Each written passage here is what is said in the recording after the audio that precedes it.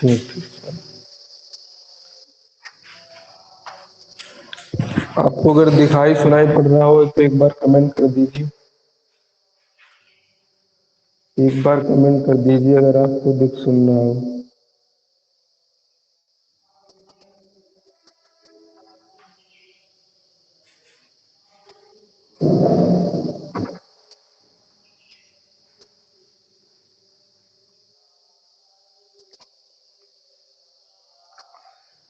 चलिए ठीक, तो हम लोगों ने पढ़ा था कि जो हमारे जेनेटिक कोड होते हैं, आनुवांशिक कोड होते हैं, वो एक ही आनुवांशिक कोड हमेशा एक ही प्रकार के अमीनो अम्ल को बनाएगा, कभी भी एक से अधिक अमीनो अम्ल को नहीं बनाएगा।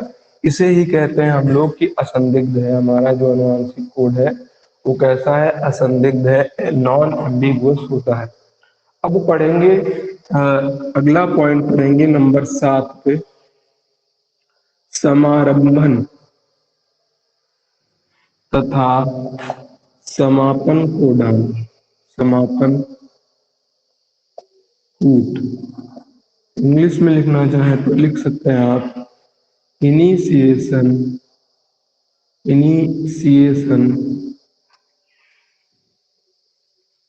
And termination codon. अब कुछ हमारे ऐसे कोडान होते हैं जो ट्रांसलेशन की क्रिया को स्टार्ट करते हैं, और कुछ ऐसे कोडान होते हैं जो हमारे ट्रांसलेशन की क्रिया को खत्म करते हैं। और टोटल जो कोडान होते हैं हमारे एमआरएनए के ऊपर वो 64 प्रकार के होते हैं। कितने प्रकार के होते हैं?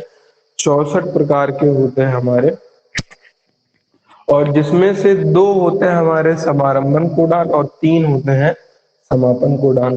तो देखते हैं कि 64 कोडान में से कौन है समारंभन कोडान तथा कौन है समापन कोडान। चलिए देखते हैं।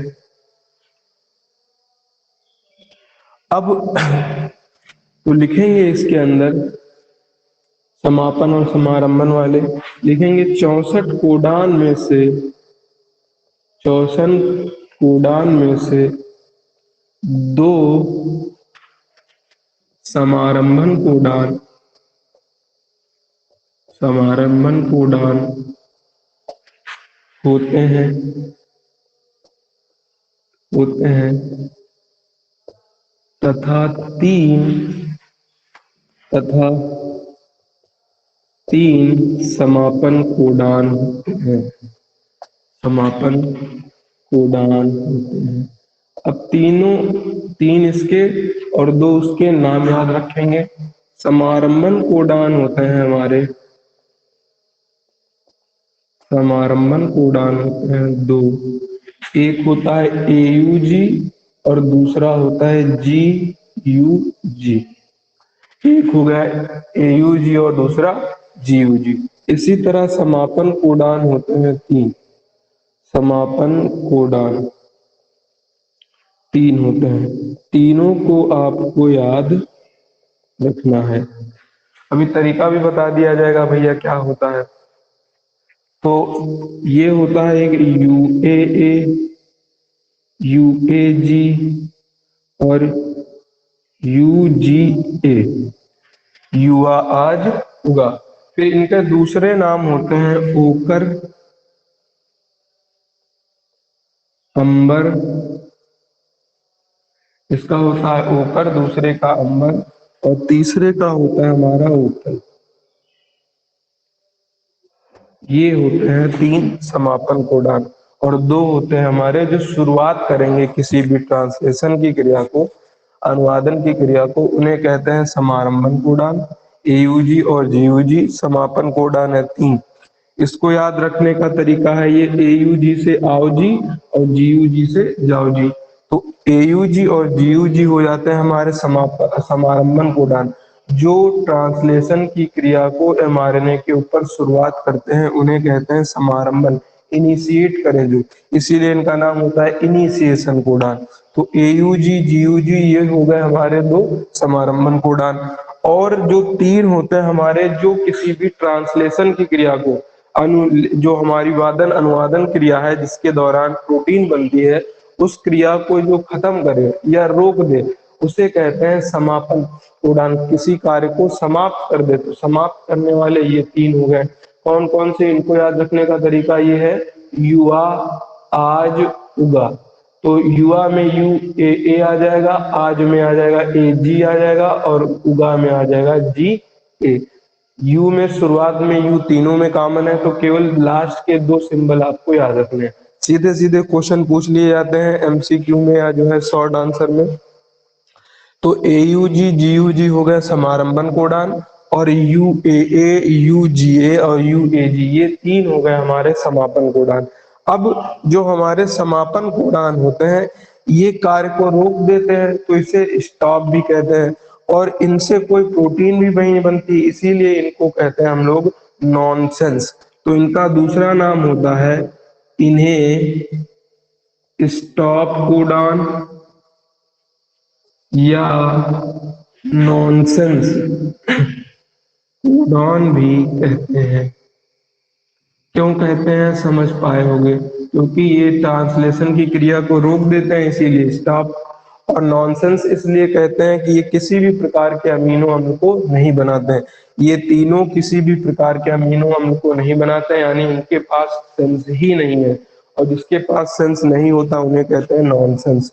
तो इसीलिए इनका नाम रख दिया गया है स्टॉप कोडान या नॉनसेंस कोडान।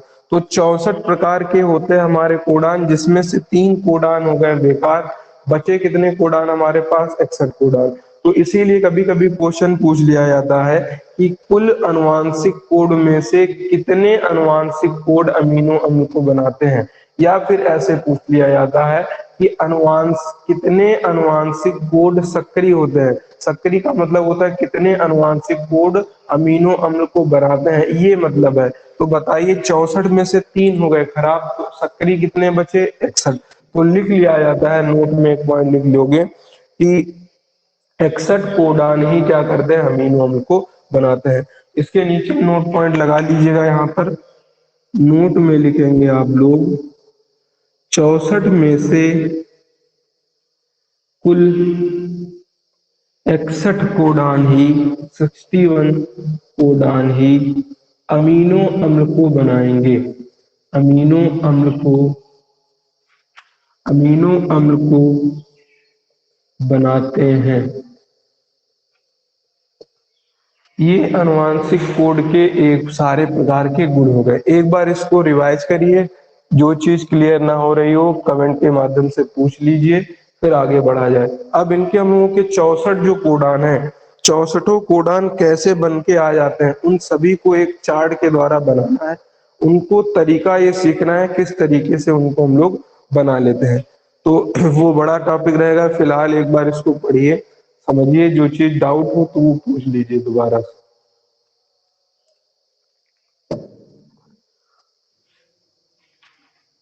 एक बार कमेंट कर दीजिए क्लियर हो गया हो।